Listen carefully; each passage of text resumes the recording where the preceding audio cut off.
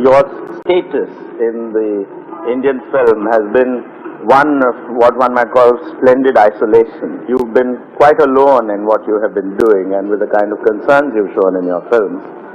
Now, has that affected you in any way? Because there hasn't been enough of a kind of bouncing board to react against or to place yourself in the milieu. Well, this is not something of my own creation. I mean, one would have wanted, for instance, to start a trend, a whole new trend or something like that. But we have had directors here in Bengal, a couple of directors certainly, who've been working almost simultaneously with me. They started about the same time as I did, like Hrithik and Mrinal. They were both working fairly, not Hrithik so much, Mrinal worked fairly regularly, and then Hrithik off and on was making film. Very different from mine, very different, but very powerful, I think, quite powerful. So it was all, and in any case, filmmaking has so many hassles, it's so problematic here. To get a film done, one stops thinking of whether there's a school of filmmaking, whether you're creating a school, whether others following in your footsteps. You just keep on working, because after all, it's also a living. And you make a living and you express yourself at the same time, crossing many obstacles on the way. Filmmaking has never been easy here, certainly not. But doesn't it, do you feel the need that you do require kind of a stimulus outside of the one that you generate for yourself as a filmmaker? What stimulus are you talking about? Because by and large many of my films have been received well, for instance, if not here, sometimes abroad. So there has been a sense of satisfaction after making a film. Almost nothing, with the exception of 2 or 3, which either didn't export or didn't go down well here. Most of the films have eventually been successful, in the sense that either money, almost none of my films have now lost money. Eventually, in course of time, they have brought back their cost. So it's been more or less, a feeling has been a fairly happy one.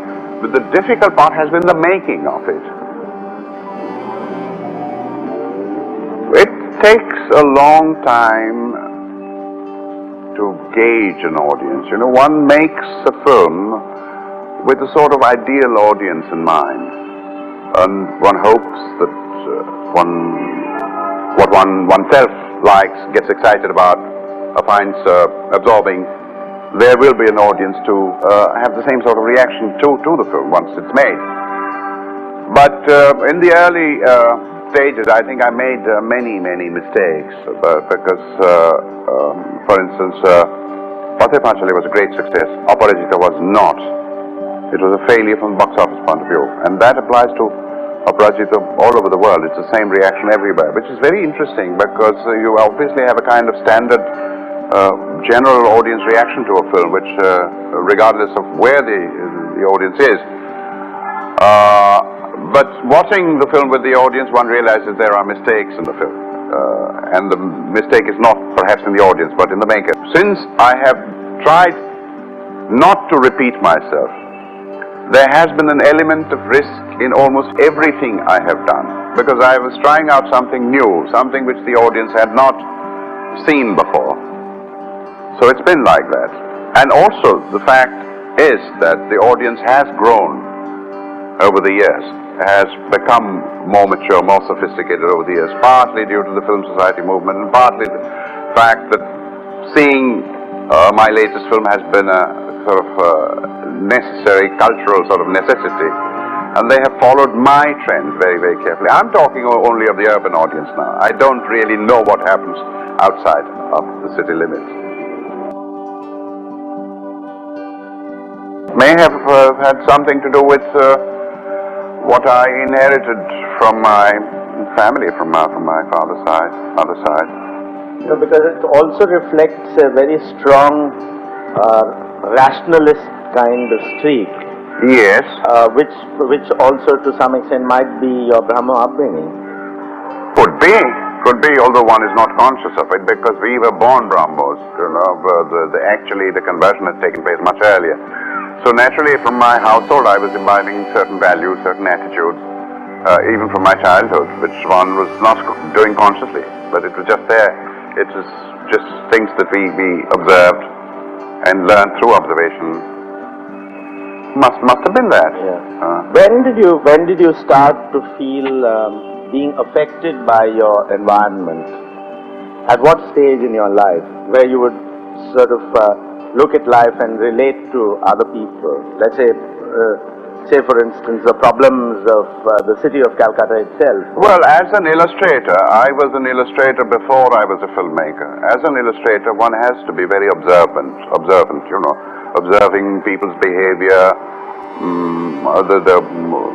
When you illustrate, if you're a realistic kind of an illustrator, which I was, I had also done a lot of stylized work, but there was a lot of realistic illustration work, which calls for a great deal of observation of people's behaviors, physical types, and environment, and this and that. So that had already happened, even during my advertising days. I think there is anger when there is anger, when anger is called for, anger is needed, as you'll probably find in my latest film. But at other times, I have, as you say, converted it into irony. There's something which, a remark which my professor in Shantiniketan made, Mr. Nandalal Bose, he once said, apropos what I have forgotten, that there are two kinds of people. One, the very angry people who give vent to their anger. But he said that I feel the stronger person is the angry man who can control his anger. Stronger than the person who gives vent to his anger. That struck me as a very interesting remark. And irony, of course, has appealed to me all along, I think. Why, I can't say. Perhaps because life itself is ironic when you juxtapose it with death. Yes. You know.